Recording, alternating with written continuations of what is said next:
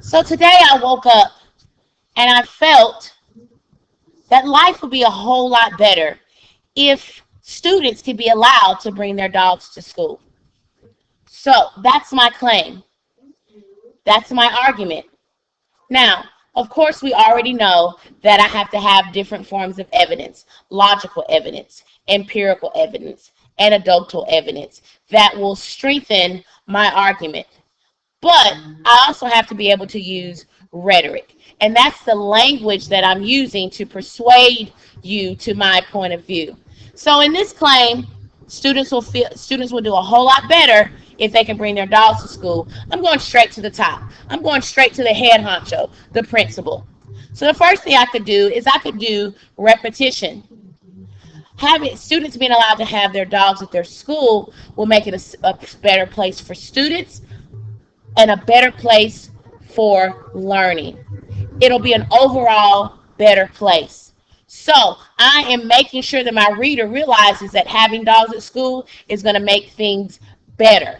I'm repeating the phrase better place, better place, better place. That's going to get into their head. Oh, okay, it will be better. They're going to get on my side of the issue. The second step that I could use rhetorical questions. Doesn't it make sense that students, when they bring their pets that make them happy, they'll be happy all day at school and they will increase their learning? A rhetorical question is a question that I don't want an answer to. I'm just stating it because it already has an obvious answer. Yes. Or I could go the emotional route and use strong, figurative, emotional language. I would be in a such better mood, and so would my students if they were allowed to bring their pets. Don't you think? So this second part of this Power Standard video is all talking about the rhetorical techniques that we use when we are crafting and building and strengthening our arguments. So the first thing we must understand is that speakers and writers look for the right combination of words to persuade their audience. And often they ask questions, and it's always going to affect their emotions. So all a rhetorical device is a persuasive technique used to help convince an audience. Once you know which route of the logical appeal triangle you're going to go, logos, ethos, or pathos, you use rhetorical devices to better strengthen and convince your argument. So a writer's rhetorical choices affect the reader's understanding of a text. Use the wrong choice, they may not go to your side. And rhetorical devices like repetition, rhetorical questions, and strong figurative language help the author to support his overall purpose. So just as quick things we want to talk about. So once again, just to reiterate, this is something you definitely want to write down. A rhetorical device is a persuasive technique used to help convince an audience. It's when you use logos, pathos, and ethos. Or to say it another way, I want to decide I want to use pathos. I want to persuade my audience using emotion.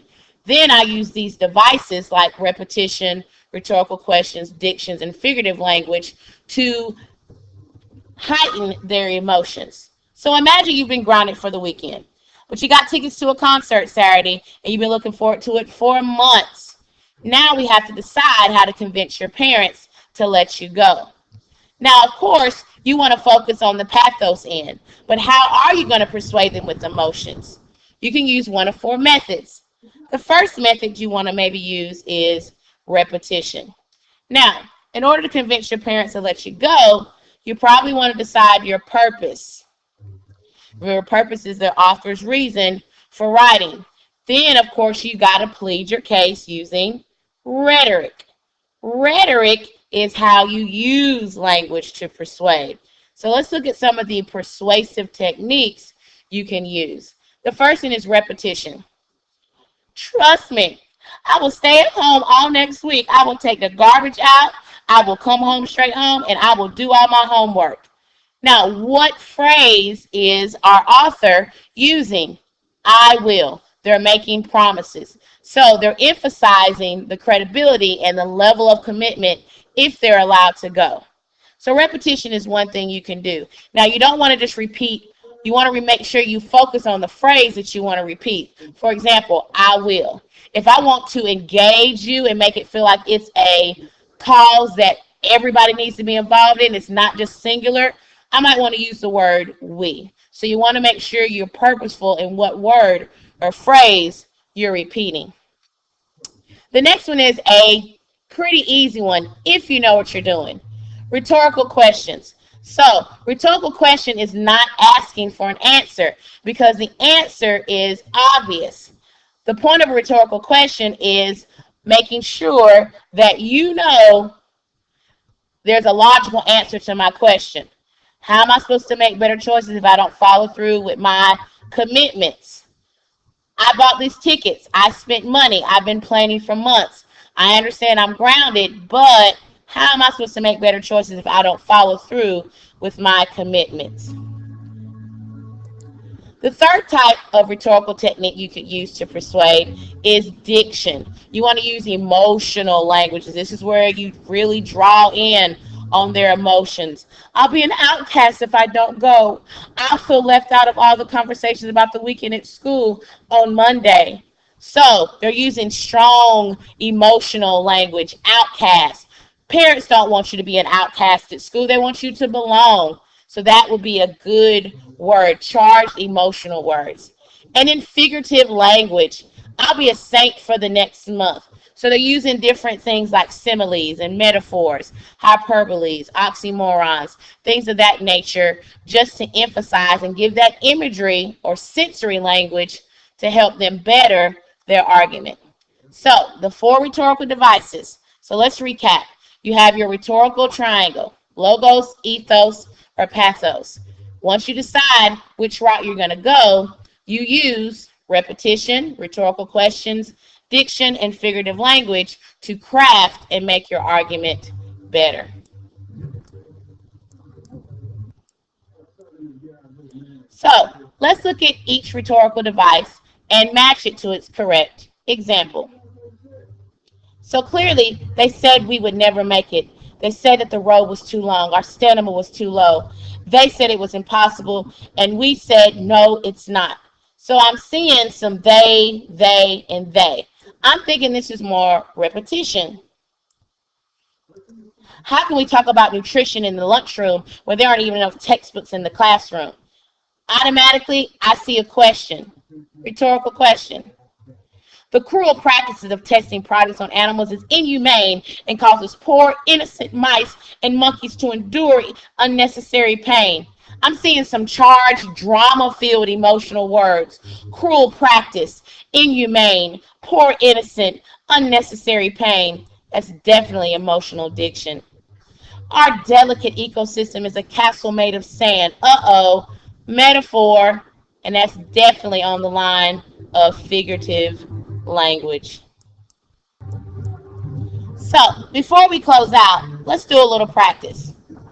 So, remember, a writer's rhetorical choice often affects a reader's understanding of the text. So, it's not only important to decide how you're going to persuade, ethos, logos, pathos, but it's also important to decide which rhetorical device you're going to use to persuade your reader. So let's look at this text and try to identify the rhetorical devices it's using. Repetition, rhetorical question, diction, and figurative language. Pause me and read a little bit. So the first thing we notice is this sentence right here.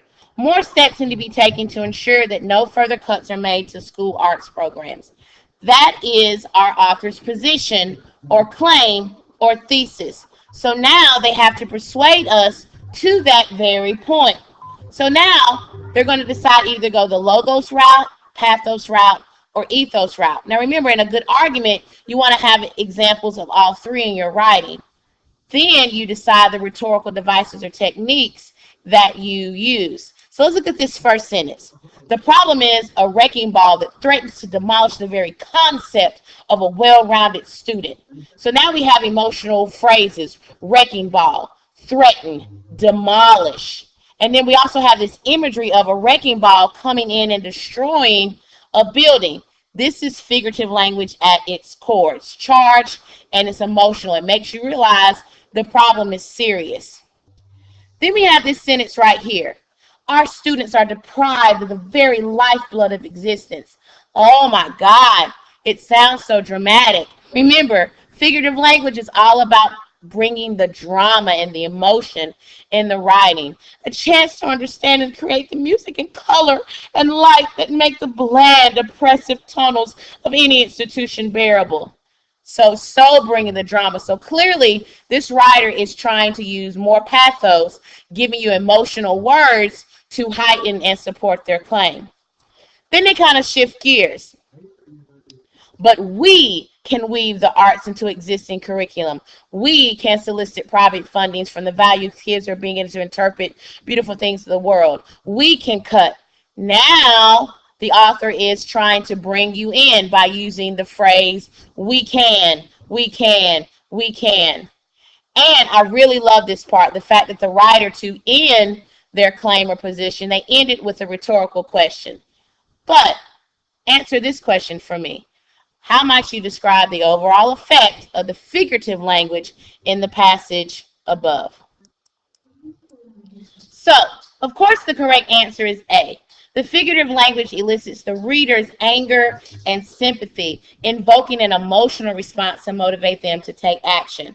So we want to reflect back on the phrases like lifeblood, silent nighttime desert. You're tapping into the wrecking ball. You're tapping into that reader's emotions, helping them to imagine imagery, how bleak it would be for a child to be deprived of the arts. Remember, figurative language is all about assessing a reader's sensory language. Their five senses, what they can taste, touch, feel, all those hear, smell, all those languages. And it produces an emotional response that will get them invested. The third and final thing you want to understand is that an author uses rhetorical devices to support his overall purpose, position, or claim.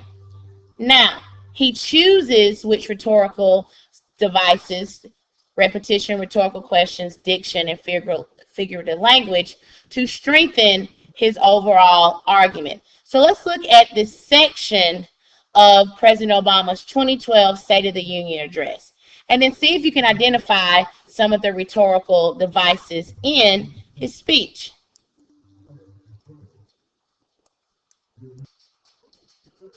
Go ahead and pause the video and read the text. Then be prepared to ask the question below. Taking President Obama's use of rhetorical devices into consideration, what statement best describes the president's purpose in this section of the speech? To convince the audience that the blame should really be placed on the American people, since they were the ones buying houses they couldn't afford. If his audience is the American people, definitely not doing that one. To show that he is taking full responsibility for the mortgage crisis and deregulation of the banks. Could be. To persuade the audience that he and his administration have taken steps to increase jobs and the economy. To persuade the audience that he is going to make the problems of the country disappear. He's not a magical worker. So we're definitely going to eliminate A and D. Go ahead and choose your response now. Pause. The correct answer is C. President Obama used figurative language as well as emotional diction. The house of cards has collapsed, to describe how serious the economic situation was before he took office. Therefore, he couldn't take full responsibility because most of that happened before he took office. But he did persuade you that he was going to make sure that his new administration would take steps to increase jobs. So that is all about rhetorical techniques. So now you have two pieces of the pie. The next step, writing your own arguments. Check you later.